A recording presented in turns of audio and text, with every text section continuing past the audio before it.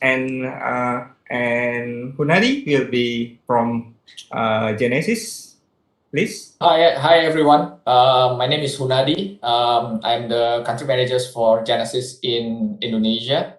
So very pleased to meet you all during this towards the end of the day of Friday. So it must be an interesting discussion here.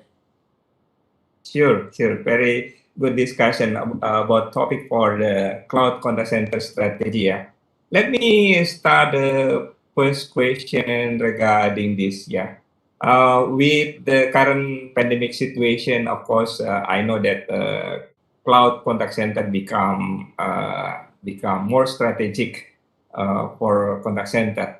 So, how do you think the contact center manager can utilize cloud, yeah, in this situation? I start with Vikas. Go ahead. Sure. I think one of my favorite quotes is when I say a lot of the things end where they start and start where they end. So this is one of the things where we see when we look at the history, when we look behind, we say, hey, look, here we were in October 2020 and we are back in October 2021. What is the same? Because we're looking ahead to in 2 months' time to a new year starting. What is that we can look at behind and learn from what the 2022 year is going to be? And good or bad, this time I think there is a lot to learn as always from the past, but there is a lot to unlearn from the past as well. The things which are changing both inside the technology domain, but also within people's expectations, our customers, our businesses, they are very, very different on what the last year has been, or even this year has been so far, and what it might look like in the year ahead. I think one of the things which everybody will agree in general, there has been a huge uptake in the customer expectations on how they interact with enterprises. Some of it was triggered because of the previous months, lockdowns, and the business situation changed. People could no longer walk into have face-to-face meetings and things like that. So contact center became a kind of a front door. Contact center became the first port of call. Contact center was the first place to go whenever you needed any help or had a question from the business. So a lot of the traffic scenario changed. People who have never called up, people who have never written an email, people who have never chatted with a contact center are doing that now. People who are comfortable, businesses who are very comfortable doing a face-to-face sales or service provision have had to go and provision for their contact center to be more scalable, more easy to access, and also skill their own staff to be able to answer many of those questions, right? And I think that's where the overall scale and speed and efficiency which cloud can provide in comes into play. Because now we are able to build that scale and speed and sense into what the contact center can offer. I see. Okay, I will move to Tommy regarding this. I think we need to start what is actually cloud contact center. So before that, a manager can utilize a strategic position in contact center. How? What do you think, Tommy? One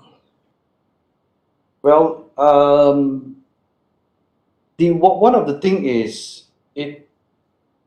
pandemic and post-pandemic, the way people thinking of cloud, it's completely, like, I'm not ready, cloud, it's too dangerous. All these things has been like from should I do it, or I have to do it, I must do it, right? So the contact center manager have no choice, where in that situation you have to adapt to that cloud technology, where you want your staff, the first rules is your staff has to be safe, right? So it's to all employer that they always think the same. I can't risk my staff getting everybody to the contact center and work together. So preparing the business, preparing the user safety, the staff safety, employee safety, it's one of the key things that they have to consider, right, before thinking of anything else. Whether how do I sustain my business? Because if you lost all your employees, that all, even if they are not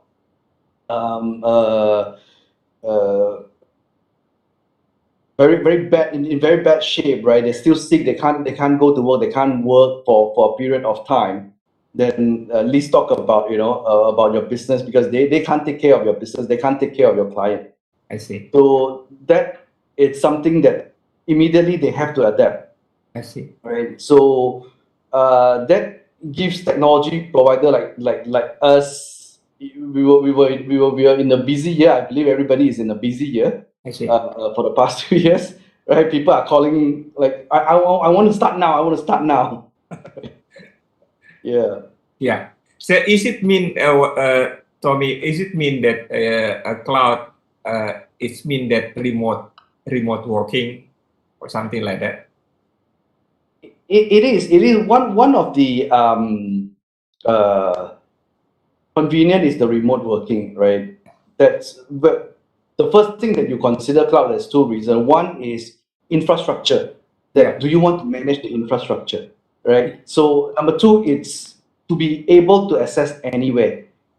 Because when the entire system is in an on-prem environment, there are a lot of consideration from the security department to say, do I allow everybody from anywhere come into our office? That's the first question. So let's the cloud provider take care of this security issue, right? Where you will go there, and the rest of our applications are safe in our premises. I see.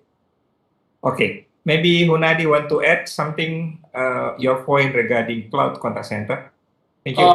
Yes, well, I think Vikas has already mentioned from the customer point of view, which is the behavior change. Tommy mentioned too that that COVID actually really changed the mindset of the people thinking about cloud, right? So I just want to add from the operational point of view. So if you are, like you mentioned, you are contact center managers. Actually, since COVID, that's the time of uncertainty. You never know when the change going to happen. Suddenly the government say, okay, everybody work from home, right? Suddenly you have to put all your agents from home, but the business will stop, right? Or after that, then oh, since now you can go to the office, but it's only 50%. Means suddenly you have to split your contact centers into two to three, right? To three sites, four sites. So that kind of uncertainty is become the challenge. And on top of that, actually, whatever that we are doing, or the trend that is happening today, is already been predicted by several analysts before the COVID. It's just that the COVID make it faster. So let me quote one of the analysts called Forrester. So Forrester put a research. In 2020, they see that the work from home agent increased 300% before COVID and after COVID. So that's because it's mandatory by the government, right? Basically, that's the reason to do that. And the other thing is, channel is getting increased. Not only voice as the main, voice still the strong part of the channel, but digital keep increasing. And people doesn't want to meet face to face, right? So they want to make sure that 65% they want to do it online, right? And we see that prediction towards 2021, which is this year. That's like amazing. So Forrester still predict that this year 50% of contact center in the world will be running on cloud. So that situation really push everybody to rethink. That first is because of the uncertainty. Second is because of the trend. The trend is still there. Then going to the cloud, there's no back off from that. And in order to move forward, you have to think cloud now. Be it what kind of cloud that you want to do, then that's where you need to go. So I think that there is really one direction to go, and cloud COVID just accelerated the adoption of the cloud. Yeah. Okay, thank you, Pak Hunadi. Back to Vikas. Actually, what is the difference between technology cloud and on premises, maybe, yeah. Or any different? Can you tell us about that? So, I think Tommy mentioned this briefly. One of the things when we talk about cloud is how can you separate the applications from the infrastructure? Okay, you have a set of applications. Traditionally, all of the applications has been tied to a specific infrastructure, right? It needs to run on this box. It needs to run on this operating system. It runs on a specific kind of environment. Sometimes there was that hardware also needs to be provided by the vendor. Okay. When we talk about cloud, one of the things is, it's a public cloud, which means that the underlying infrastructure is common. It could be shared. It could be, with multiple customers, but it's also segregated, which means that the data is secure, the applications are separated, and the access is the UI, the access is unique. So when we talk about cloud, I think one of the things which differentiates it very clearly from the underlying, the traditional contact center, which was on-prem, as you mentioned, is that you are no longer bound by the scalability limits of the hardware. I see. Okay, because the whole breadth of the cloud is available to you. So suddenly, if there is a change, which right now we see a lot, and I think this is probably going to be the situation in the future.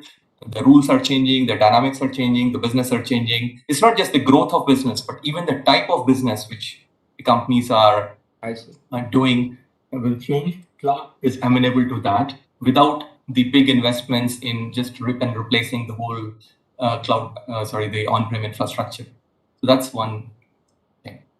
So you mentioned about the scalability. So when you go to cloud, it means that scalability no more an issue. So any others that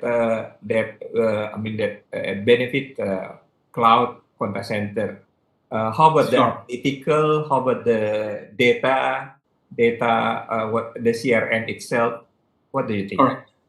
So I would, again, when we talk about cloud, I think we have to kind of split up into two key areas of benefits. One is what it does for the people. What it does for the technology, the IT and the one is the operations and the user. The second is the IT and the business. I like to call it one as a machine cloud, and one as a human cloud. Okay.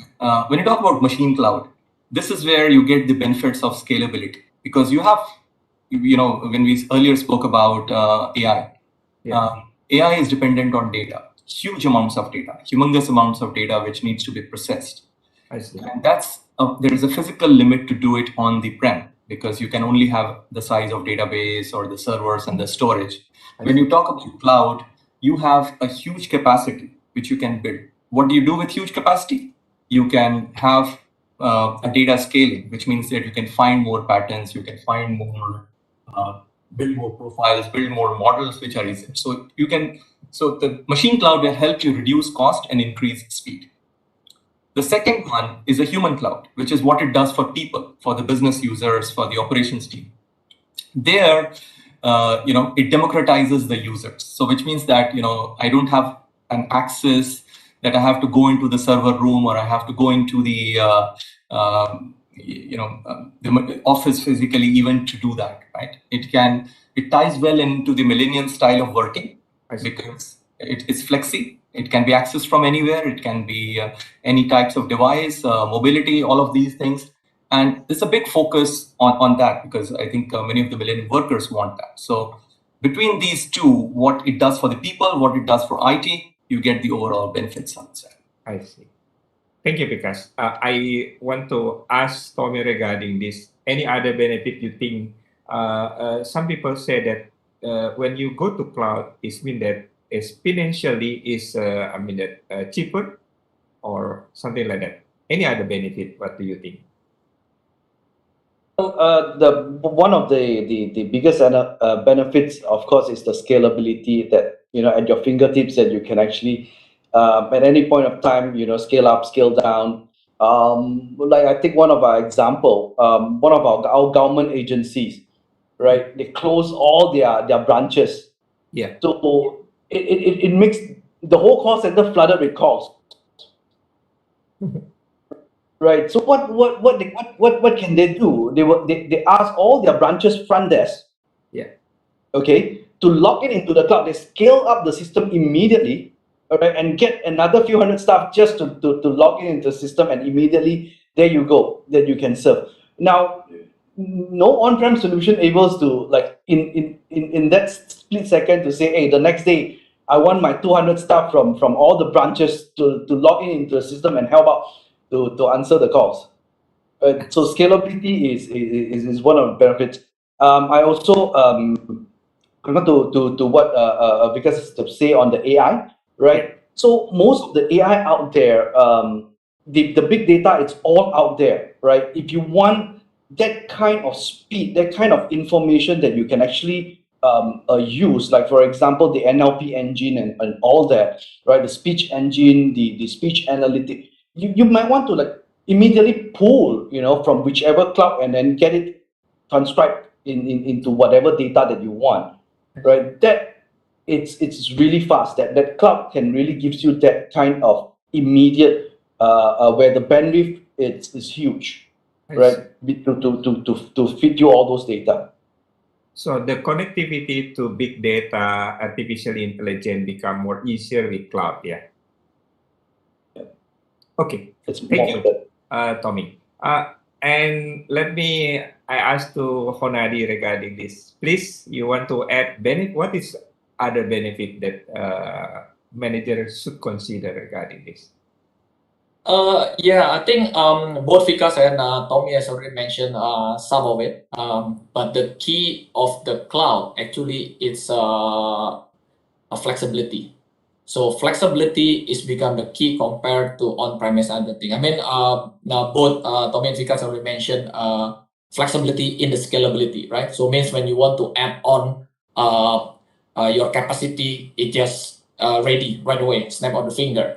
But in the other thing that is really important is time to market. Like when you try to start with the contact centers with on-premise, you may need like 3 months, 4 months to be up and running. I see. That's where I think the cloud become the key. Let me give you some of the examples. Then last year, since start of the COVID, right, Genesis put a program to help around the world if there is a customers or a government organization that need a contact center up and running very, very fast, we give it for free. We make it up and running. They can use it for 3 months. Then they can enjoy, the contact centers where they need it, because most of the governments doesn't have that capability like 911 in US, right? So that's what's going on. Because with on-premise, the COVID will be over by that time, right? Maybe the next 6 months, the call center will be ready. Because that's one of the examples that we put for Telecom of Thailand. Then within a week, it's up and running for several hundred agents, so they can cover the government of Thailand when they put a COVID response. So that's one of it. But the same thing, like when we have our customers here in Indonesia, when the government say that okay, by tomorrow everybody should work from home, right? And for them, luckily they say okay. Then since we have a cloud, they just tell all the agents, okay, by tomorrow don't come. Please bring all your laptop home. Then log in directly. And as easy as that, right? So that's what go back to the uncertainty that we discussed earlier, right? Yeah. So one of the key point going to the cloud, flexibility become the key today, and it's a need, right? Because of the uncertainty. The other thing actually, it's where we're talking about AI, but I'm looking at the more broader features. Usually when only a big contact centers that can enjoy or buy that kind of features, AI, very sophisticated QM or other features, right? The small contact centers doesn't have the dare to even ask the quotation. How much is it? Because it's too expensive. You need 20 servers, right? So now, even you start with 20 agents, you can use AI right away because consumption based, right? That's the other thing, the powerful of cloud, because of the OpEx model. Previously, you need a big amount of money to buy CapEx up. Now, you said that, okay, if I need it, I use it. I don't need it, I don't pay, right? So that's the consumption model coming in. That's what changed the whole market. perception about how do you consume, and that will translate to, this is what I always tell the contact center managers or the contact center team, that usually when you want to start a contact centers, you calculate the maximum that may happen, right? Let's say within a year, it's up and down the needs of how many agents, but maximum, let's say during Hari Raya or Lebaran, this is our peak. We need, let's say, 50 agents. But before, without Hari Raya, it's only 20 agents. Then you try to buy at 50 agents, right? With cloud, you don't do that. You add 20 agents, you add on up to 50 agents just for 1 or 2 months, then you go back to 20 agents. That's, I think, the other flexibility that you can go. So that's, I think, there's a lot of benefit on that part from the cloud. How about the pricing part? Is it cheaper than the cost? If you calculate all the components, the total TCO is a lot better. Let me give you an example. So the challenge right now is some of the people doesn't know how to calculate. I see. If you calculate on CapEx, let's say, right? They only calculate like, okay, this is the software that I want. This is the price. There is a hardware, and that's it, right? Probably maintenance, right? But you don't calculate like, after this you need to rent a space. Then you need electricity, you need aircon, right? And you need other thing, right? So if you see in the report, right, for an on-premise CapEx model, the total software license, it consists only 28% from the total TCO. This is like the tip of the iceberg. Where you go to the cloud, the subscription model, it consists of 80% of the overall TCO. So that's why when you see that, might be software to software, it's similar, but you don't see whatever is below the water, right? So that's the huge part of it. Okay. That's One thing I'll just add to Go ahead. one of the things he very clearly mentioned is about the OpEx model, right? It helps customers pick up something which they may not be very convinced about, or maybe they need it only for a small period of time, or they want to just test before they take the plunge into it. I see. But here's the other thing. There are things which you just cannot do on-prem. Okay, you may be willing to spend the money. You may be willing to take the risk. You may be willing to be the first mover. But there are things which are changing on the customer side, which are very different. So let me give you an example. And this has been evolving, for several years now, but I think a lot of it has been accelerated, as my fellow panelists said, in the last couple of years. A lot of the questions which the customers are asking are no longer being asked in the contact center at all. People are so willing to go and look for the answers themselves, right? The question is actually now starting to be answered, or actually even being asked on the web. Yeah. Okay. So when they go in and I need a help with my, to fit my, change some feature on my phone. Yeah. Will I call the phone company? Will I call the device manufacturer, or will I go and Google it? Right? 81% of the people will actually start with Googling it. Okay, they will start on search engine. They will look up the forums. They will look to get an answer themselves, which means that if you are a service provider, if you are a device manufacturer, you need to be where the customers are. And that is not something which is waiting for the contact center to be answered, right? So as I said, research shows that up to 81% of these calls are even starting. So the cloud helps you go to where the customer is. You have an application, you have an answer which you can provide the customers at their digital doorstep, rather than waiting for them to call, which is only 1 in 5 customers will actually call or write or send you a chat message. You can now be at the cloud. The cloud can help you get at their digital doorstep. Now, this is something unique. As I said, this is not something whether or how much you want to pay or don't want to pay or don't want to take risk. These things are only possible because you have a cloud contact center. I see. Okay, I mean that the benefit of cloud is so many benefit of that, and what do you think managers should prepare before they go to the cloud? Tommy, maybe you want to ask. Well, of course, I want to add on to the cost part Okay. first, because Okay, go ahead. manager will also have to answer both to the bosses, Yeah. CFO and CTO. Yeah. Well, we always argue about this, in terms of cost. It depends on in which aspect are you looking at. So if you are a Chinaman businessman kind of way of looking at it, then they were looking at, hey, in long term, let's take 5 years of TCO over cloud. I pay you subscription for 5 years.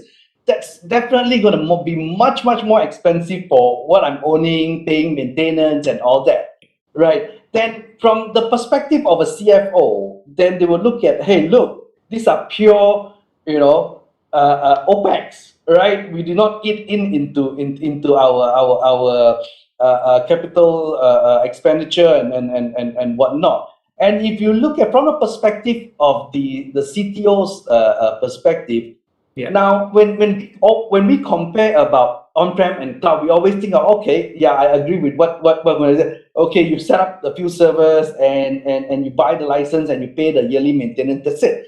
But Yeah.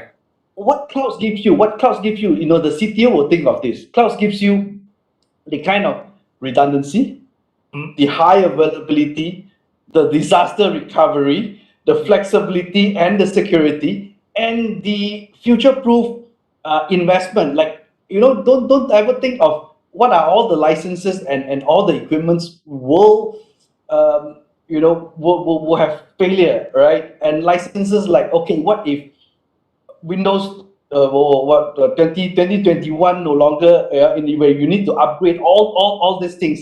That is something that not just on cost, but to upgrade from one version to another version, that is another big headache of migration of all these works and risks to be taken care.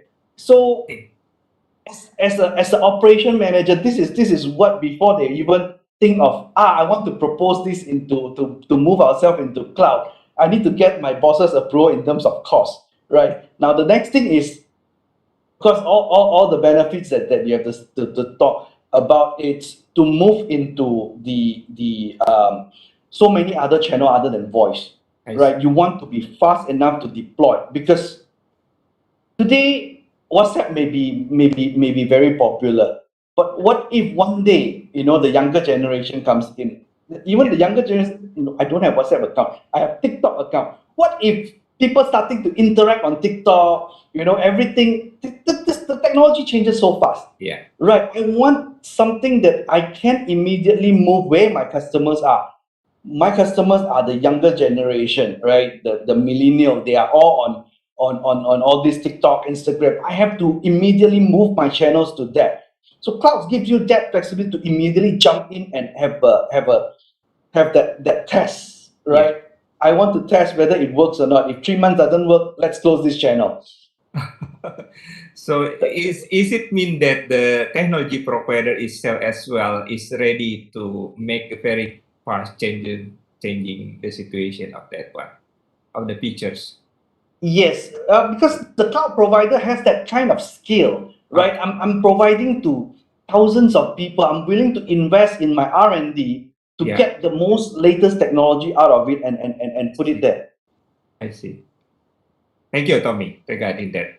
Very good mention. Okay, Hunadi, I asked Tommy regarding actually what should a manager need to prepare before using the cloud.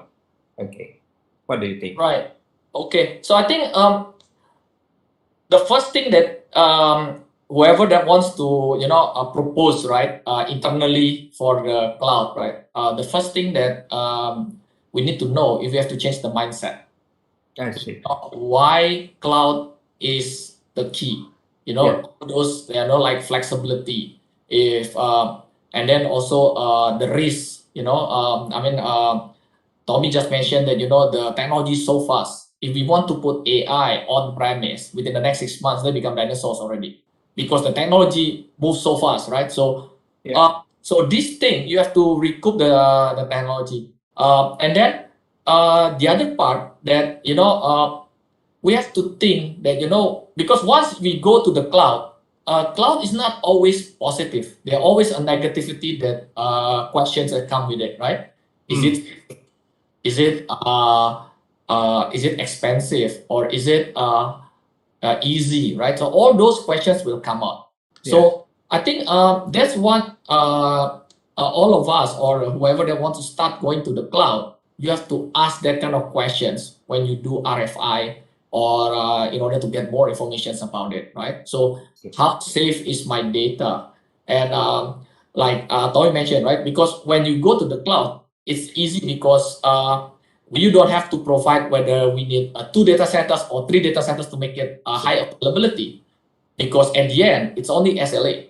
Then if SLA, then how do you make sure that you get a certain SLA? Is it a commitment, or is it a penalty that's inside the contract, or other thing, right? Basically, you want to make sure that I choose the right cloud solution that can make my what do you call my day easy, right? Because you don't want at the end, when you put all your infra into the cloud, but that cloud is keep coming down, then it become problem going back to you, right? So that's why that's become the key too. So that's, I think, some of it that you have to think. First, it definitely is the mindset. Okay, so it's mean that selecting the right vendor to provide this solution also is I mean a key, because you need very robust support from the cloud provider itself. Okay, because what anything that need to consider risk or opportunity, something like that, please. Look, I think both Hunadi and Tommy captured most of the things. I think one of the things which I would say, and this is something which get asked a lot when people move in from on-prem to the cloud, is what happens to my customer data? Security around my customer data, access to the applications, because no cloud provider is going to go to the level of detail to discuss the how many servers are there, where are the databases, because that's the whole purpose of cloud. You're taking away that kind of discussion away from the users, and you're focusing more on the SLAs, you're focusing more on the availability, and you're focusing more on the security. So the customers are it requires a change of mindset, right? Because you are now looking at the usability part of it rather than the maintainability part of it. Right. So so security is definitely one thing. The other is how quickly are you as an enterprise ready to get onto the cloud journey? Do you want it altogether to be all new, which is typically a case with I would say, new companies. I would say some of the customers who are born in the cloud, e-commerce companies, they're more amenable to it. They're more open to it. But some of the more traditional companies may want a phased approach. They might say that, we will first do one particular business or one particular business unit or a particular location, or we might use a phased approach, right? Over a period of time, we'll do it over 3 months or 6 months and things like that. So all those things, basically, how you're going to secure the migration, what are the timelines, how quickly you're ready to walk along with us on the cloud journey. I think those are some of the key discussions to be had. I see. So they need to consider regarding the customer data now in the cloud. Yeah. Tommy, you want to add something? What need to prepare by manager? Now, to prepare themselves, I think there are two types of company. One is the more the financial institution. They are more old school, where security is like the top of the list. Yeah. Right? But they also born by because of the the local authority that set all the rules, right? Especially in Southeast Asia, we are still not that open in terms of government agencies setting all these cloud rules, comparing to the east, to the west, where the US and Europe, their government have more adaptive to the cloud in terms of the data security. They are like we have all this to actually protect it, right? Even though there are risks, of data breach, but they have that kind of act to actually to protect back to it. So for those who are concerned about data, right? So they can always opt for a more secured manner to say that, hey, why not we go for a hybrid, right? Where my customer data, my CRM, I will still host it, the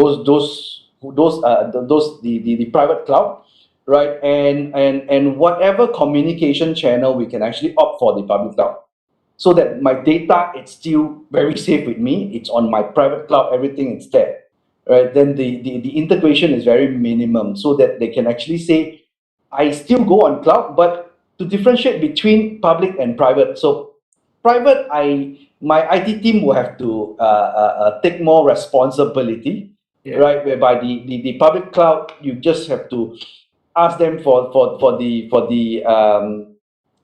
security compliance and the SLA uptime and whatnot. That is done, so they can actually still enjoy cloud. But if they really have that concern, yeah, that is a very good combination where you put half public and half private. I see. When you all of you mentioned about the security, actually, what is the data you mean? Is it data of transaction or data about the customer, or is it about the voice recording or something like? Maybe Hunadi want to highlight this, elaborate about what data actually we need to consider to be secure on this one. Right. Okay. So I think one of the thing that I about data. So data is the common requirement all around the world. That's called personal data, Pak. So the data usually is a customer data. So every country has a different standards on which data is considered as a personal data, right? Let me give you an example. There's one country saying that if a handphone alone without the name is not a personal data, because you cannot identify who owns this number, right? But there's another country like they go by field. Mobile phone is personal data. That's it. Regardless it's a standalone or together with other data, it's a personal data. So that's usually that's the data that the customer asks to be protected, right? Because that data can be in the transaction data, it can be in the voice recording, or it can be in the digital recording, or it can be somewhere else, right? In the CRM and other thing. So I think that's become the key. And what I want to give a different mindset that protecting the data, it doesn't matter about the place. It doesn't mean that when the data is inside your company, it's safe. Not really. Some of actually of the companies, they have more vulnerable compared to the cloud, because the cloud they sell it to everybody. They want to make sure that the data is really safe for everybody, right? So the place is not really a matter anymore. It's just now the question is, can I trust you as the cloud vendor, right? If I put my data go across your solutions, is it safe? Then there's several standards, right? I mean, we know that European, they have a GDPR standards. US has a Californian Act and some other thing. Indonesia, we have OJK and other things. So every country has their own regulation. The only thing that we have to comply is the regulation, right? So data become key. That's why there's a lot of standards, in the world to make sure that we comply to those data protection, personal data protection, which is PDP. So ISO come up with two standards already, which is ISO 27001 and 27018. Those two are a standards process to make sure that the data in the service provider is secured. This is nothing to do with only the software or the hardware. It can include, how to access the data centers, who can access the data centers, because that's part of everything. Then there's another standard from US, I think SOC SOC 2 16 and 18. So that kind of standards are there.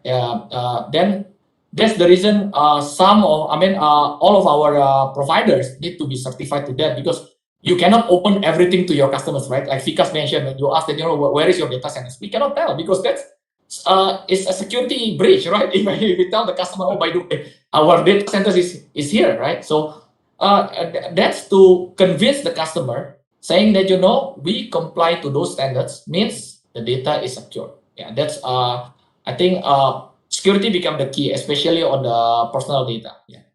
Okay, that's very good point. I mean that every manager before implementation of the cloud, they need to check whether the compliance is there. Yeah, because you want to add something regarding this. No, this is an area which is very close to NICE's heart, I would say, in general, because one of the things which we work very closely managing for over 30 years is the customer data. So things like PDPA, GDPR, these are becoming more and more key as more regulations get rolled out across the region. As Unadi said, started off in Europe, now is like US, and now we are seeing more and more countries in APAC now rolling it out. Now, I think there are a couple of things to be considered here, right? When we talk about customer data, when we talk about contact center data, it could not all of it is personally identifiable data, as they call it as PII. It can be related to a lot of the cloud applications just host the human cloud, as I mentioned before, right? So they are related to your agent's data. That's not customer's data. So for example, if you're hosting a specific set of applications related to workforce management or quality processes, these are specific to the cloud data around your employees. Then there are other data which are customer data, but they are not identifiable because they can be redacted, they can be held in a way where it is anonymized, they can be held in a way where it is scattered. So there are ways to protect the data. One of the things which the cloud contact center providers have taken very seriously, and this is across the industry, is we have the personal reputation at stake. Right? When there's a cloud breach for one company, it's just that one company gets impacted. But if there is, God forbid, so far hasn't been, but if there is a breach, then there are multiple countries and multiple businesses which will be held to account. So there is the data security and the customer data protection is the highest common factor. Okay, and when we call about as the highest common factor, this is one thing which is just not compromisable. And this is something which most of the providers do not even entrust their own teams to do it. Most of them get certifications from third-party independent validations, whether it's about penetration testing, whether it's about SOC and InfoSec security in general, which ISO 27000 series has built in. So there are specific adherences both for the cloud security in general and InfoSec in particular on how the data is stored, how it is handled, how it is in transit, how is it at rest. So all of these make sure that the data is very secure and always handled carefully. I see. Okay. Tommy, you want to add something, or we go to the next? Yeah. Well, besides the technology challenge, I think the contact center also have to take note that they have to check with their local authority. Okay. Right. Whether can their data be stored out of the country? Now, this has been a challenge for some country, like I name a few, like Korea. Yeah. Korea, you can't have a host out of Korea, right? They can't subscribe something out of Korea. You have to be, if they want to subscribe cloud, it has to be in Korea. Yeah, that is one of the regulation. Every country has this different regulation, so that is one of the consideration that they think. What can I do? Am I breaching the country security to hold something out of my country? So if I'm just using on the voice and interaction, and my CRM is my customer data, it's still in the country, do I consider breach of that? So they have to find out with the local authority on this particular breach of security in their own country. regulation. I see. Okay. It seems that can we move on to next question regarding actually what is inside the cloud contact center technology? Is it a complete set or we can customize whatever we want? Do you want to answer this question? Hunadi or Tommy, you want to answer this? Uh, uh, you want to answer, Tommy? Go ahead. Yeah, well, I think we started that with when we say flexibility, it's always, the key of the cloud, right? So there is no such thing to say that, oh, you have to take the full package, full system. I think every cloud had that kind of flexibility. That's why you choose cloud, right? Yeah. I think all software does that. Hunadi, you want to add on? Okay, go ahead. Yeah, I think the key thing of the cloud that so in the cloud you have all the features that you need usually, right? Now it's just up to you whether you need to use it for yourself or not, right? Because as a cloud provider, we provide it for everybody, right? So that's where I think the consumption model coming in, right? Let's say if there's a certain customers, they only want voice, email, chat plus the QM. I don't need WFM because my agent only 20. That's fine. You can do that way. But there's another customer say, oh, suddenly I need a bot. Yes, you just consume the bot. Then the bot can be consumed based on what? How many transaction. So that one you can do basically because that really depends on the business of the customer itself. Let me give you an example. If the customer has a steady contact centers, means all around month you need like 50, 100 seats, 200 seats. Then it just grows certain month and go back, right? Yeah. Then maybe you go with by what do you call name agent or concurrent. You can do that, right? But some customers said no. Today 50, tomorrow 20, tomorrow 5. Say, how can you go with name agent or concurrent? It's so hard, right? So that's why now every vendors, I believe that we are in the process to try to adopt any new methodology, be it the commercial or the technical, because cloud put a change in terms of approach. Now they put, because there is a cloud provider that go 100% consumption. Like you go to Google Cloud today. Yeah. Okay, I subscribe to a service. You don't. They don't see any traffic. You don't pay.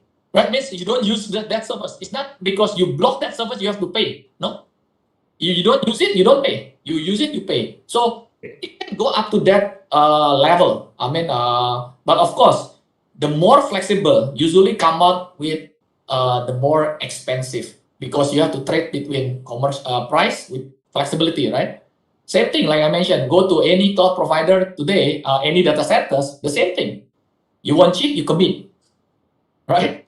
Yeah, you want more expensive, you want more flexibility, you get a bit more expensive. But what you say that which one is more expensive? None, because every business has their own KPI. Yeah, That's it. so I think that's the key. Yeah. Thank you. It's a little bit more back to basics than the question. If I may just add to what both of the panelists said, I think the core thing is what are we out to do, right? As a business, there are multiple touch points on the journey. Right? Okay. How can we help the customer? How can we help the agent? How do we know more about the customer journey? It starts off with what is the business outcome we are looking at? And I think from a stack perspective, from a platform perspective, most of the platforms are pretty open. They can integrate into a process. We do acknowledge that the customers will have some kind of existing ecosystem. Not all of it will be replaced day one. Even if they buy the whole stack from the one single cloud vendor, there will be other systems, like it needs to integrate into CRM or ERP or HRMS systems, making it a simple solution. So those open interfaces, standards-based integrations, I think those are important to be considered as they go along this journey. Is it mean you mentioned, this is just my point of view. I mean that if we buy cloud, it's not mean that if we buy from Genesis, all provided by Genesis, we can also buy from NICE for the recording system and also like that. Or now vendors provide all the things in one places. So again, this is something which is this is an interesting question that you asked, Pagandi, right? What is happening is I think the core thing is do not compromise on functionality for the sake of simplicity. Okay. So just because you want to have something coming from one vendor doesn't mean that you have to compromise on the functionality, right? Most of these stacks are pretty rich in terms of what they can do for you, what they can do for your business, and they're very flexible in the sense that even if some of the functionalities cannot be met by the stack, we have an open ecosystem, and the open ecosystem allows you to integrate and bring in other third-party components into the mix. So if you're comfortable with a certain CRM vendor, if you're comfortable with a certain HR system, or even reporting layer that you want to put on top of the cloud stack that you buy, you can do it. Yeah. You will mostly get an open interface which you can plug into and extract the data or push data back into and build your own layer on top. That's one of the unique things because it's built on a standards-based open interface system. But sometimes the problem with that about the integration each others. You are right. As I said, this is something which needs to be explored on what we are trying to do. Right at the outset, when we do the needs discovery, when we also do as a part of that needs discovery, what is the existing ecosystem which the customer has. Okay. What of this he will need to keep, and what is that he needs to migrate or remove from the mix. And then at that point in time, you need to make sure that all of those integrations are covered. Right. Many of these customers, as I said, may not be new businesses. They may have existing ecosystems. They may have, applications they may have been using for 10, 20 years. It's not easy for them to let go of everything day one. So that's an important discussion to have. Thank you, Vikas, for highlight. Tommy, you want to add something regarding this one? Now, yeah, the key point to integration is always about the openness, right? Whether do they have the readily available open API where all cloud provider, the things that we're trying to avoid is customization, right? If we have all APIs available, just do consume the APIs available. Okay. So that is where we're going to study the feasibility. But if you try to force them, I'll pay you a lot of money, let's just try to do that, customize and do that integration. Now that might come to a bit of a challenge, right? And the timeline to deploy it will be taken much longer. So the open API to be on reading of both application has to be there. I see. For anyone to consider the integration to happen. Thank you. Hunadi? Yeah, so I think I just want to be in the middle when I see that I agree with Vikas that API become the key thing. There's no single vendor in the world that can supply or be the best from A to Z, right? We can agree on that. So because that's the reason we need an ecosystem. But on the other hand, like Tommy mentioned, that's the challenge come up when you put an integration. There might be a challenge on taking longer time to go to market and other thing, right? So that's where we need to see what's make it easy.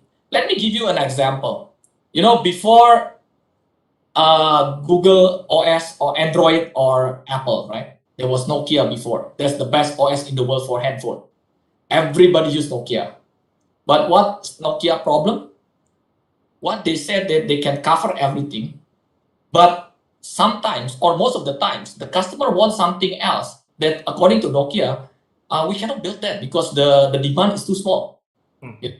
A certain thing, right? Then come out with Google and Android and iOS saying that basically you want to play games, you can. We open our API, but How do we open it? We make it easy for the customers. As long as you purchase the games or the applications from the Google Play Store or from the Apple Store, right? It's guaranteed it will run on top of your handphone. That's, I think, the key you need to go with the full API, as flexible as possible, because it's very intriguing when you see that, there's certain applications that we never think before. Let me give you an example. So in Genesis, we have this, we call it App Foundry, which is similar to Google Play or App Store. So this App Foundry actually is consisting more than 500 plus applications. Is integrated to Genesis.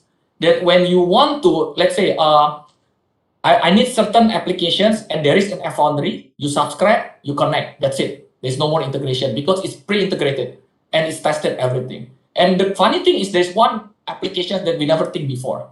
There is a customer, and not customer, a partner that built an application, call it Be My Eyes. I don't know whether some of you have heard about Be My Eyes. You can download actually in Google or iOS, right? Okay. It's a free applications for CSR. So means this is to help visual impaired person when they cannot see, for blind, or let's say I need a glasses to see something because I cannot read very small words, right?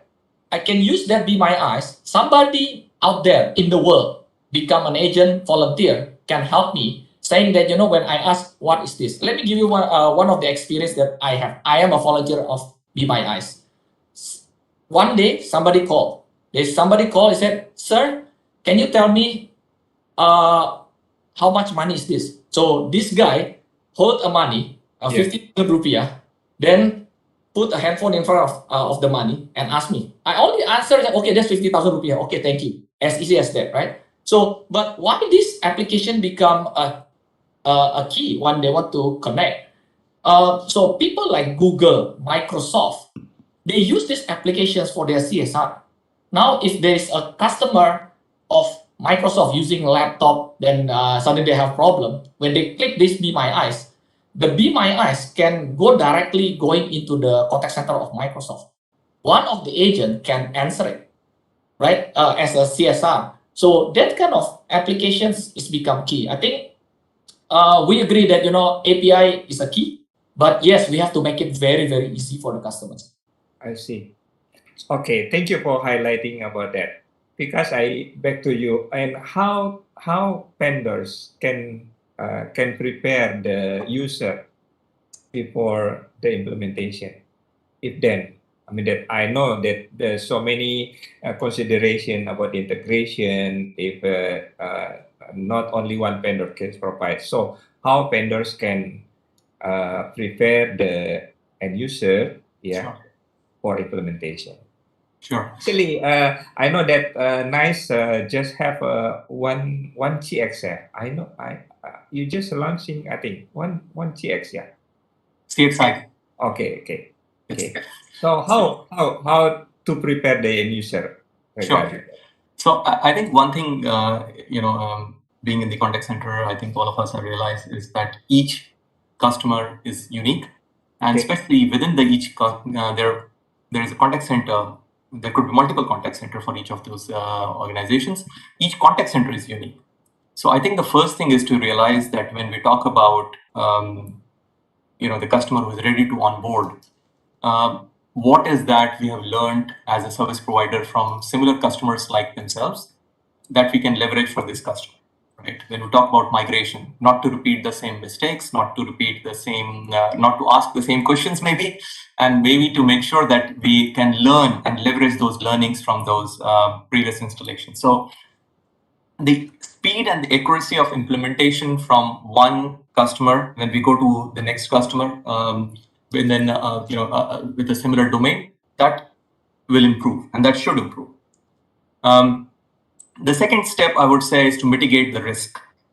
Okay, as much as we would like the transmission of from an on-prem to cloud to be seamless, there will be a degree of uncertainty. this could be both on the technology side, but more than that on the people side. So making sure that there's an adequate training of staff on the platform, the feature requirements gathering is done, make sure that there is no mismatch with respect to how the previous platform has been there and the new platform will be migrate. Sometimes, as an extension of this, we think that the replication of the customer experience, the replication of what the on-prem equipment, on-prem platform is doing is the most straightforward approach. Okay. I would say in our experience, yes and no. Because while for some customers, it is good, but many of our customers plan future phases to completely overhaul their IVR and routing design, for example.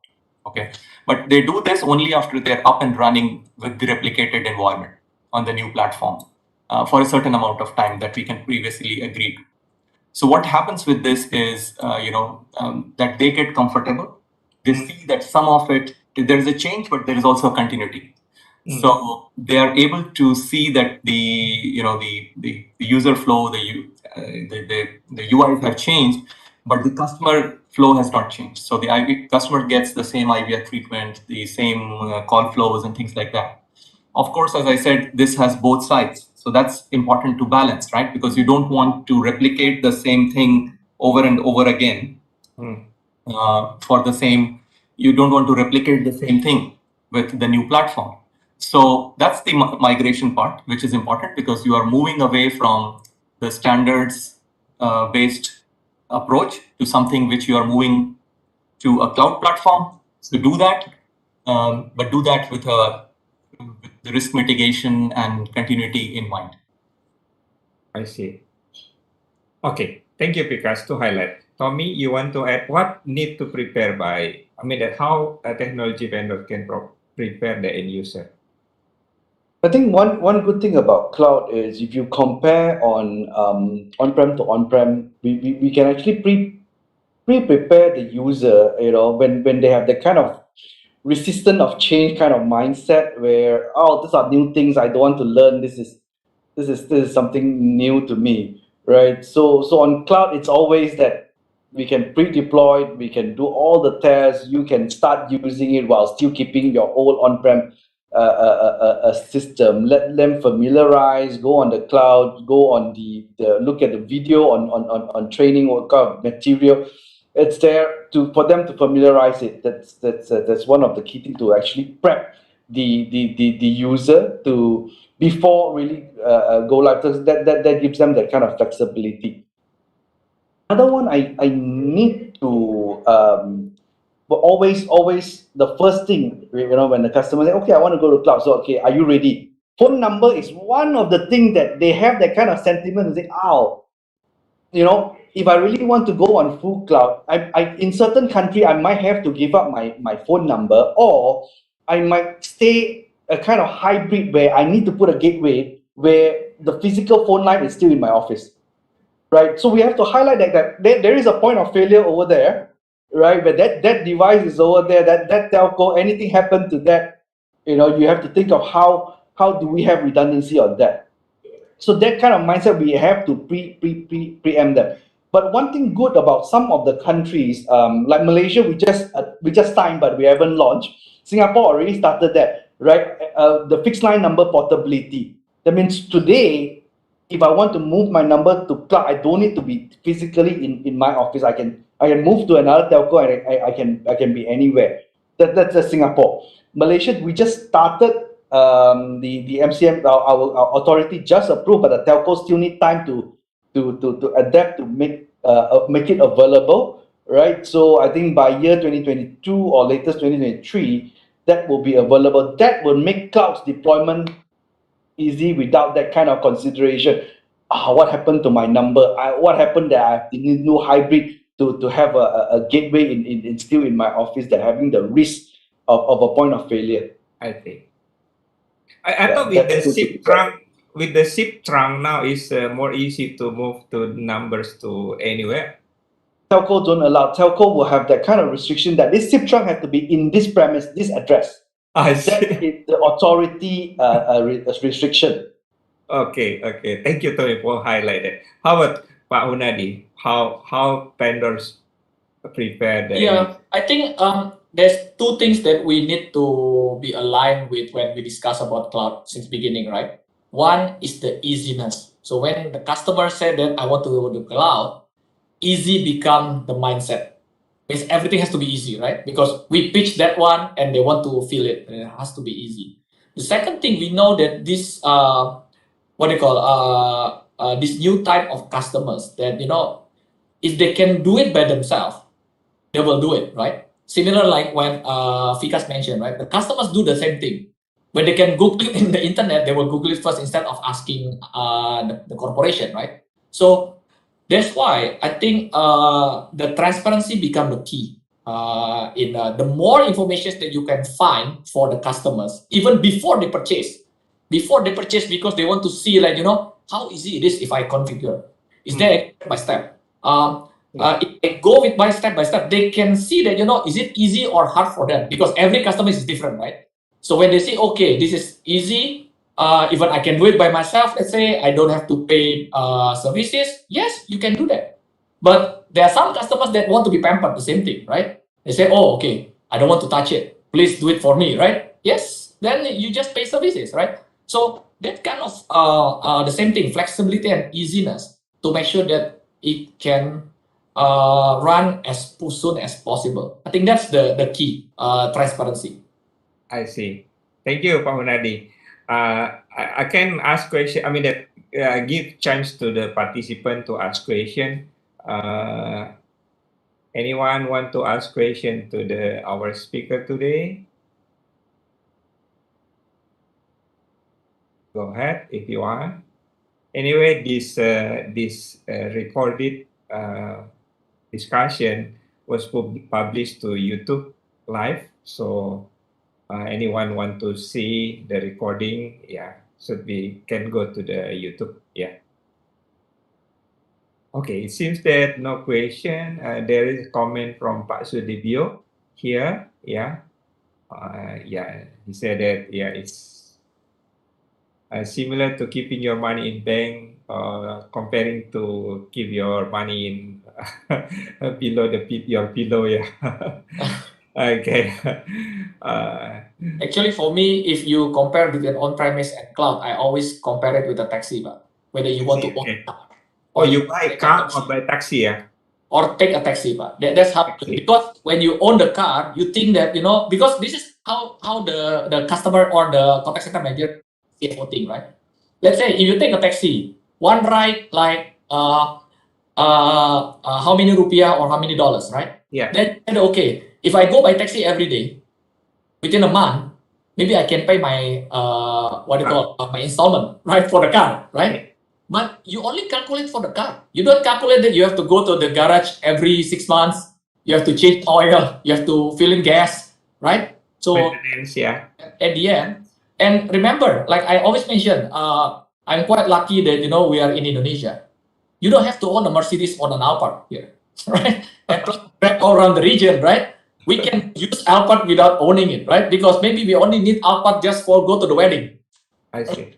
So without buying the Alphard, right? So I think that kind of analogy is for me. I think that's the best suit. But of course, there is a risk to it that we have to manage. Especially like this COVID, because taxi is sharing. So means you have to make sure that you don't get the virus, right? As long as the taxi provider give protection to that, you are safe.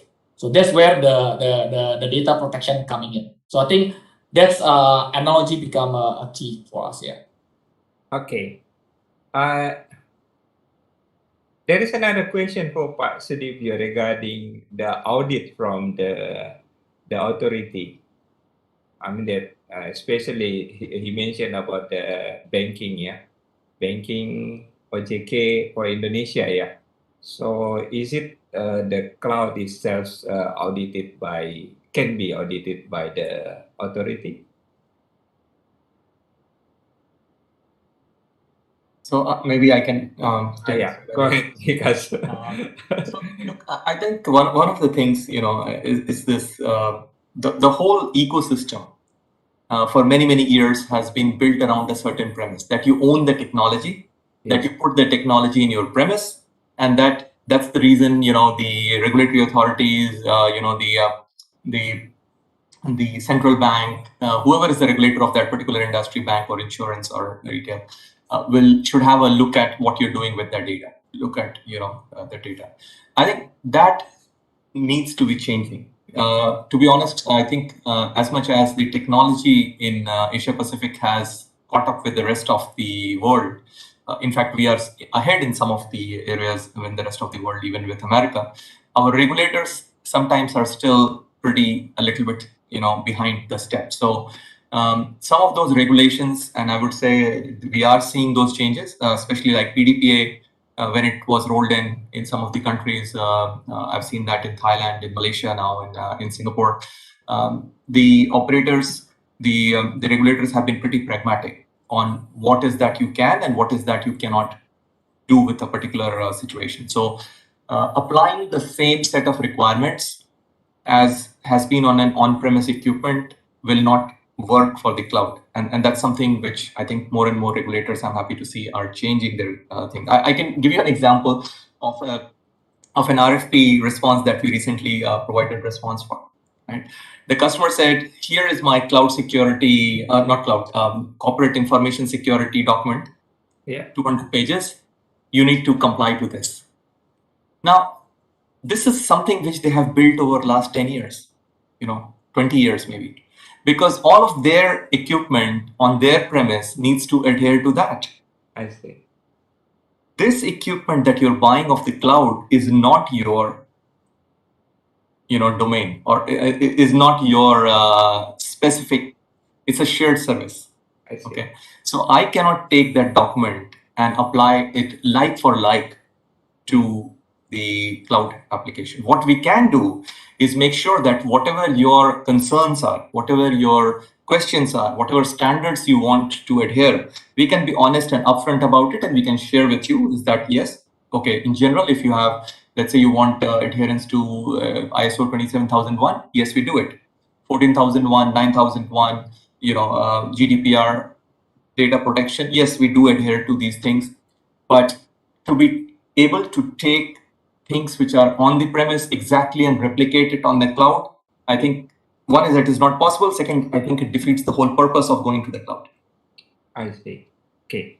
So it's been that something changes in this. Yeah, we starting with the mindset. Yeah, it's about the mindset of all the people, including the regulator itself. Yeah, how they change. We change the mindset of them. Yeah. Okay. Yeah. I have here very. You want to add something, Tommy?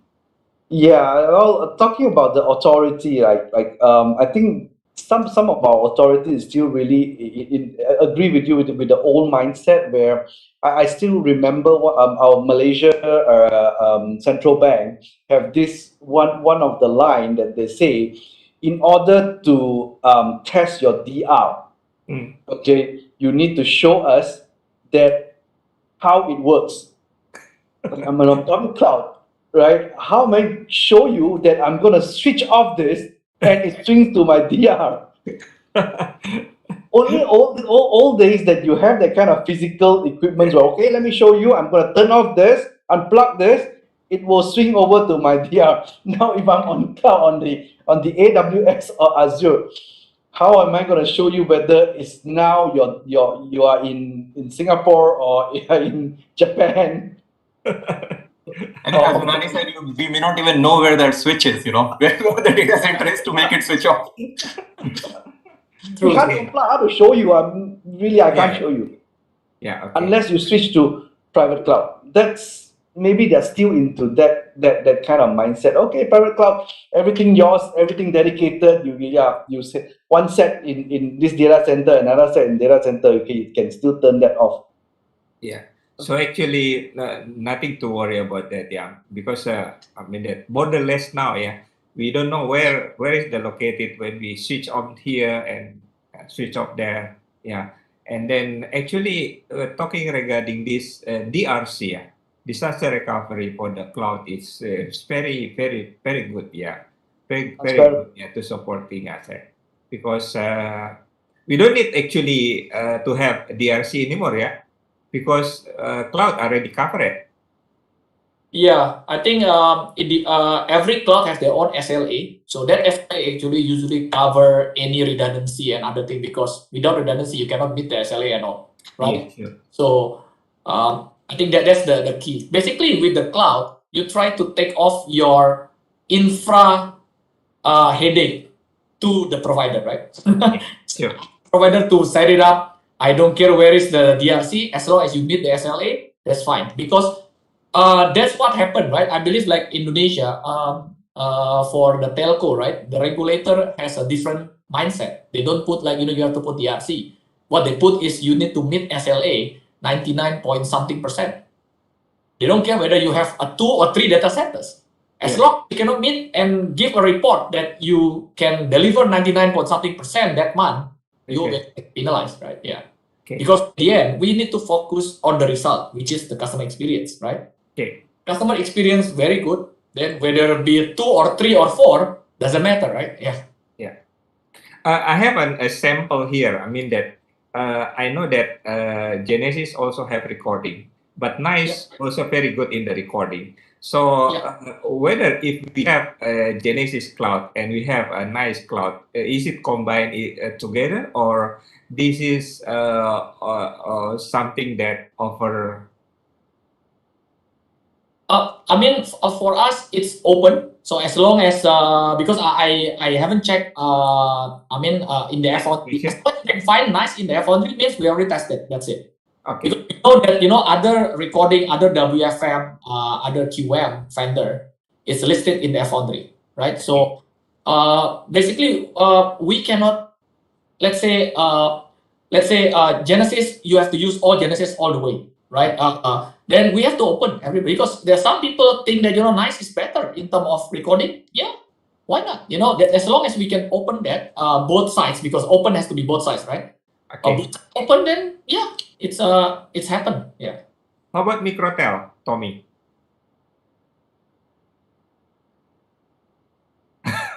You mute. I think you're mute.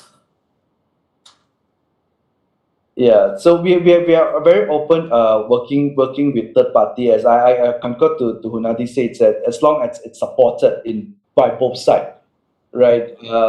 Then it should be workable. But the cost is going to be high, right? And the time, because why we choose cloud anyway? Right? You want that kind of fast and flexibility.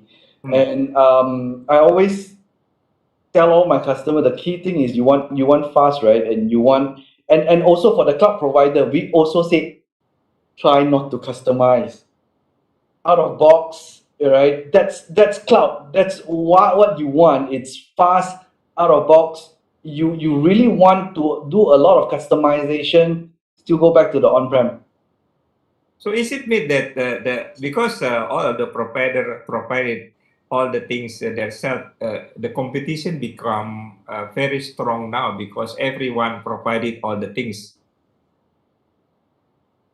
So they do then and agree on and also disagree with that. See, now in terms of technology, there are a lot of provider out there do OTT, right, over the top technology. Like what Hunadi has mentioned, that they have a lot of other vendors that build application on top of it, like iPhone provider. They just build app on top of it. So that will actually, some of it you can actually, because when they develop the product, they already thought of it. I built APIs so that anyone can actually connect to me. I see. Okay, thank you to highlight about that. I go to Picasso. This is a challenge for Nice. Yeah. How do you integrate with Microtel and Genesis? Yeah, look, I think one of the things which we had with Nice is like Nice has been in this business the longest in terms of, especially since you mentioned recording. We had recording before we had CCAS. So by very nature of the stack, by very nature of the application, we have an application, we have a capability, we have an interface which is platform independent.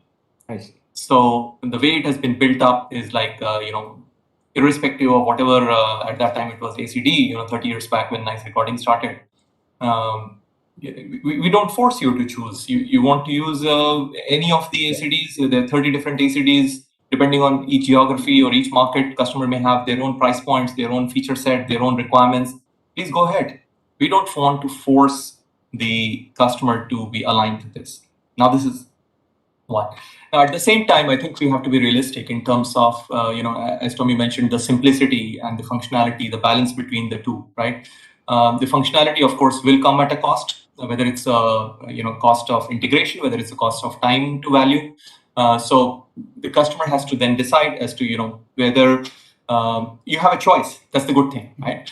You have a choice to interface. You have a choice to integrate.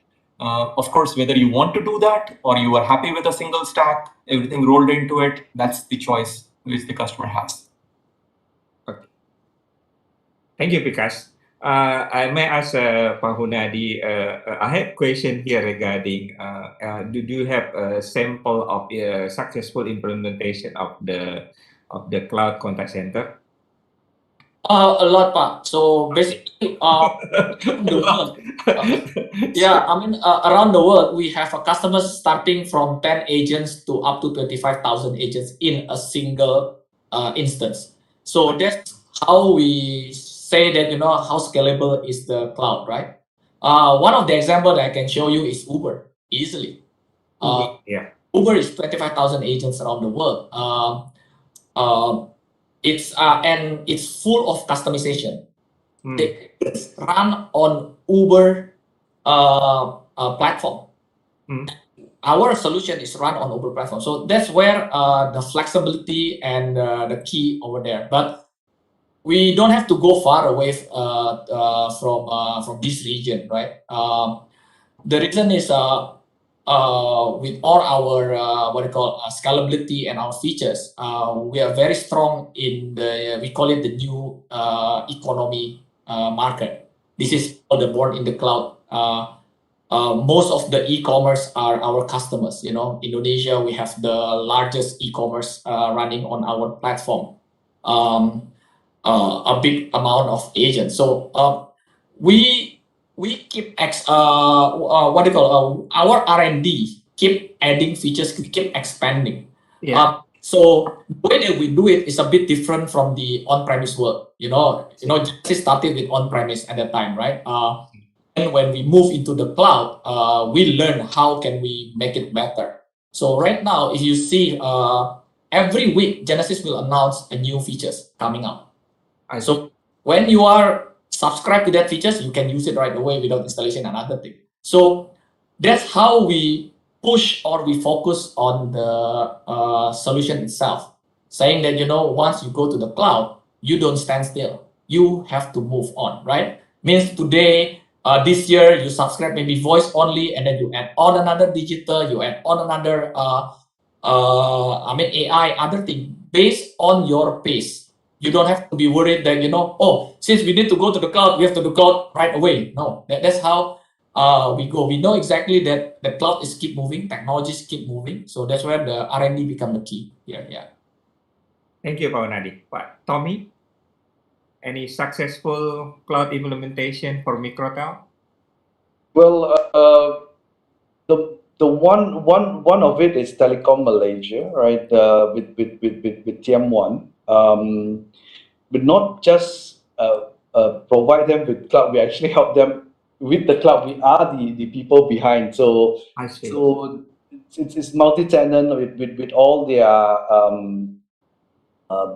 BPO subscribers. So to easy manage in terms of all their tenant, right? So with every tenant have their own integrations and customization. So that is kind of flexibility that we can actually have to have both public and also private. So now in TM1 is they call it private. They are the host.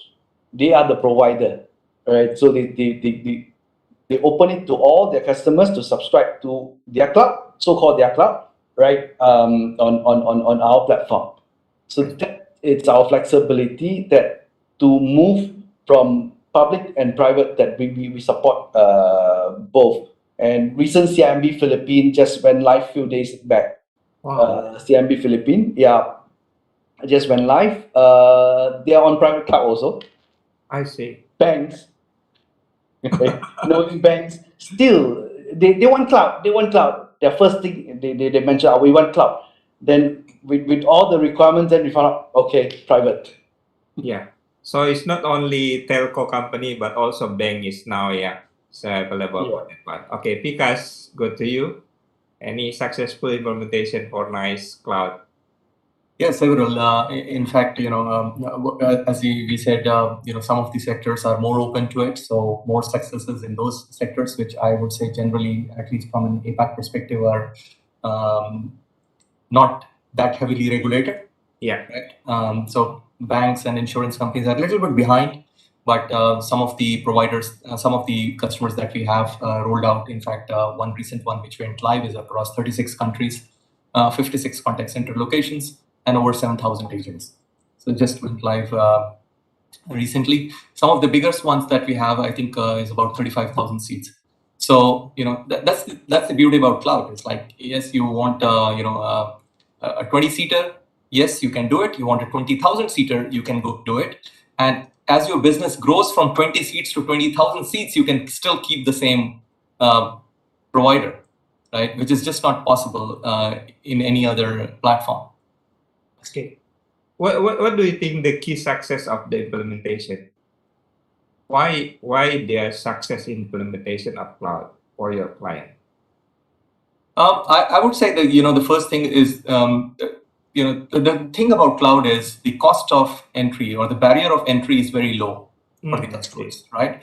So the customers are easy to make up their mind and say, since my cost of entry is very low, I want to jump onto it, right? As Tommy said, every bank wants to be on that. So why? Because they think, I don't have to buy a truck of servers and databases and build a data center and spend 6 months in going onto this, right? I'll come to you and pay you per month and you want to go. But that also means that the cost of exit is very low.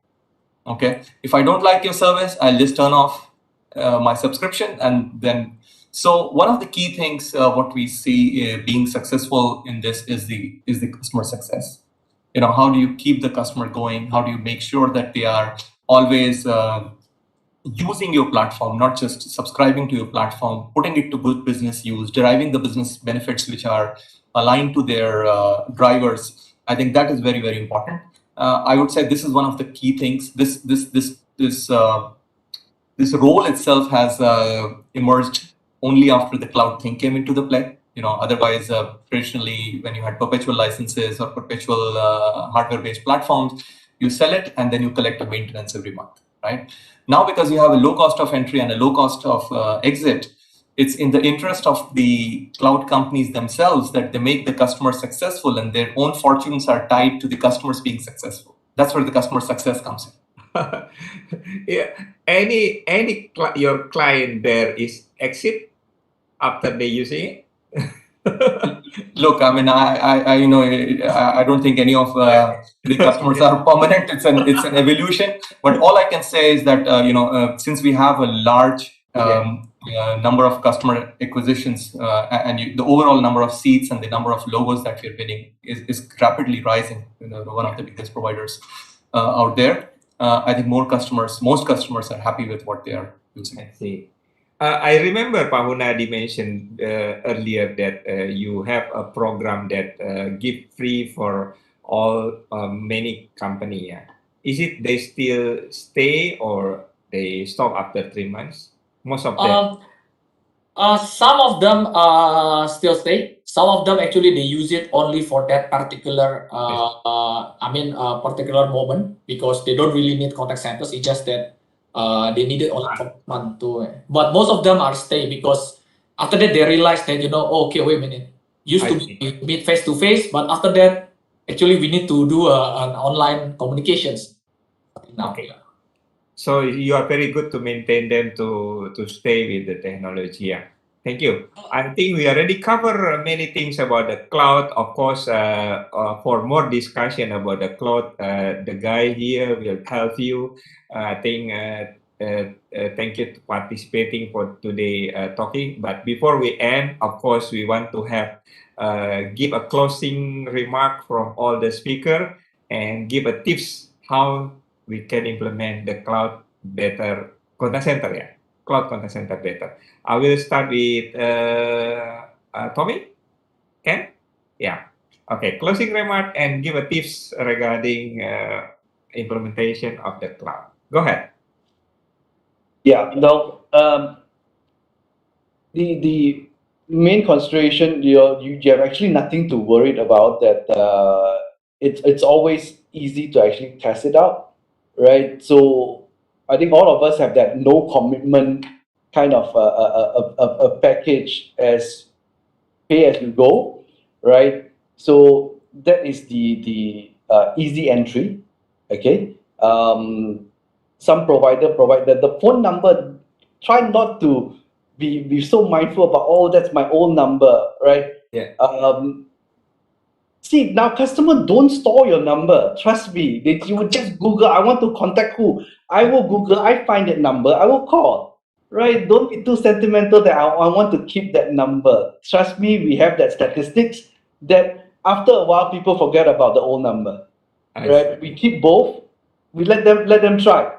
Right? You will notice that the new number will have getting more and more callers because people find you through Googles. People don't store your number. We don't store number of our provider. Right? Very nice number. Very nice number. Feng Shui. Sweet. Every telco can also provide you similar nice number. That is possible, right? Okay. All the eight, is That's it? the number. Yeah. Yeah. And over the years, like country like Australia, Singapore, right? You can already have that fixed line number portability. Just move your number. So that is not a concern. Now, always think of the additional channels that you can, additional benefits. All right, to embark into AI, right? So that is one of the key things that you must go with cloud, because AI do helps a lot. Besides just on the interaction, it actually gives you a lot of insights of what can you do with this customer, because it is not just helping the customer, it's actually helping the agent a lot. Okay. Right? The more use case of the AI, it's always the agent assisted AI. Yeah. That it keep prompting the agent. If I were you, I'm gonna say this.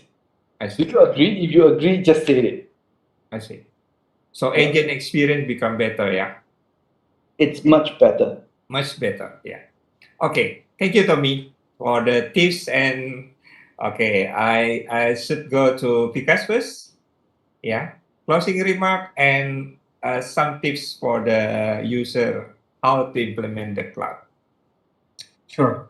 I think the first one is to be open about it. Both, and this applies to both, right? I think the service providers, the vendors, the technology providers, they have to be very open that what they can do and what they cannot do.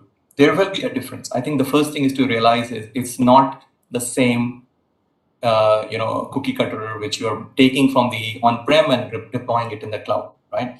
The whole purpose of doing things differently is that you want to make a change to your business. So the first would be to get a business buy-in for IT, that you are making something which is different. So some things will have to change, right? On the people side, I think it's important because a lot of especially in the IT field, people, the IT teams have been very comfortable on taking care of a particular platform. They may have all their lives, some of them may have only done configuration and moves, adds and changes on a particular platform. But I think, so they may be emotionally or just feel more comfortable about using that particular platform. But the good thing is, most IT people are very pragmatic and they're open and they understand where the technology is going, where the overall direction of the technology is, and they are ready to acknowledge that, this is where the future lies.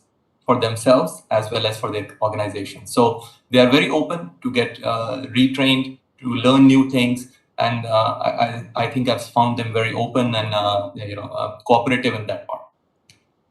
The third thing I would say, and probably the last point, will be open for pitfalls.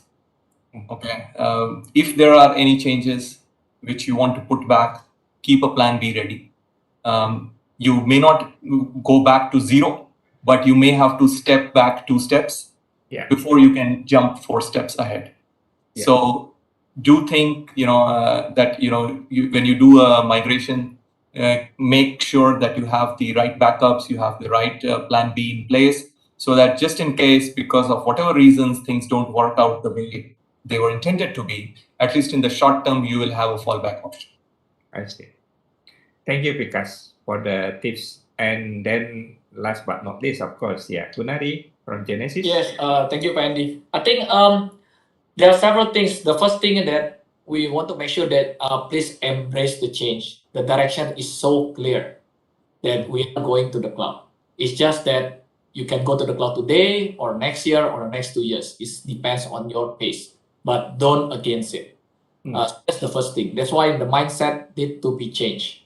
Because as Vikas mentioned, right, it's easy to go into the cloud and it's easy to get out of the cloud too. Actually, cloud makes the vendor like us in the most vulnerable way compared to the on-premise previously. Because previously, you buy, you cannot change for the next 3 to 5 years because that's your CFO ask, right? You cannot change next year. Somebody make a wrong judgment, right? But subscribe to a year, you can say, okay, forget it, we'll change to another cloud. So as easy as that. Actually, we are in the worst position compared to on-premise. But that's the direction, and I think that's for the greater good. Means we are focusing on servicing, not focusing on the technology. But they still need to sign the contract. Yeah, but let's say the contract, if it's only 1 year, Pak, okay, less than a year, compared to you buy, then you lock in for 3 to 5 years. Yes, That's a longer lock, right? Yeah. And in the next 3 to 5 years, what you get is the same technology that you bought 3 to 5 years ago. I see. Cloud, whatever you subscribe today, in the next 3 to 5 years, it might be a different features. It might be like additional 30% features, right? We never know. So that's the thing. And related to that, we need to discuss. I mean, I know that some of the CFO has already mentioned that, CapEx versus OpEx, that's always the case, right? Yeah. OpEx, most of the CFO right now see that, OpEx is the key because that's the good cash flow sustainability in terms of spending in the company. So that's why the direction is pretty clear. CFO is favorable to OpEx. We just need to change the mindset. And of course, the flexibility, we need to focus on the customer experience. Don't focus on the technology or don't focus on something else. Focus on the customer experience. Because with cloud, the rest is been taken care of. The security is there, the availability is there, the scalability is there. So basically, you don't care. Where tomorrow you need to double even your capacity, that's fine, But if you think that, you are not at the right time today to go to the cloud, don't stop to find something that you can go to the cloud, be it like, okay, let's say you agree on the OpEx model, but maybe not ready for the cloud, probably for the regulation or other reason, that's fine. But at least part of the cloud, you go. Don't stop, stand still. Because once you stand still, remember, in the next 3 to 5 years, the company will acknowledge who are the heroes when they try to change the direction in order to focus on the customer first instead of the technology. I think that's. I'm worried that the reluctant of the cloud because of the IT guy, they don't want to lose their job.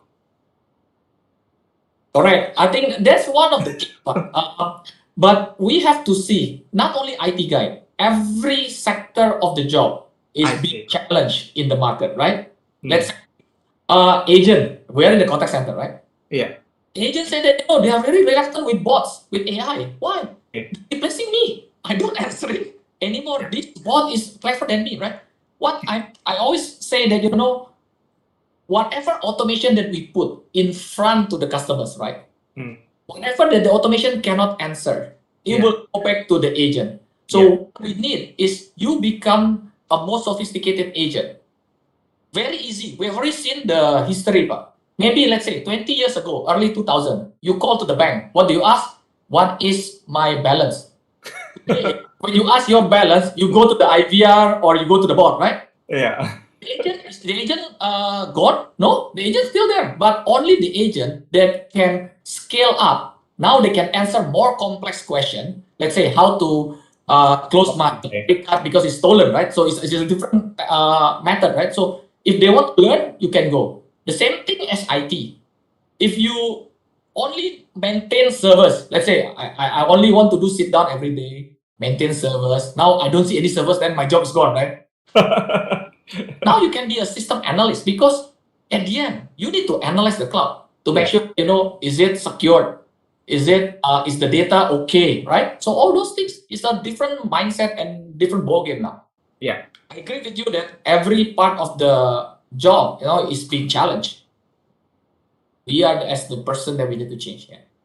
Yeah. Mindset. Yeah. Starting with the mindset. Thank you. Correct. I think it's a very nice discussion today. Yeah. And we still have a lot of things there to discuss, especially regarding technology replacing our job itself.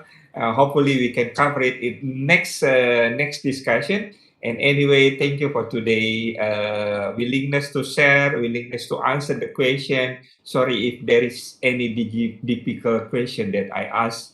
I just this is part of my job to ask you question. Yeah, thank you Vikas from Nice. Thank you Tommy from Microtel, and thank you Hunadi from Genesis. Yeah, Thank you, Pak Andi. thank you Thank all. you, Pandi.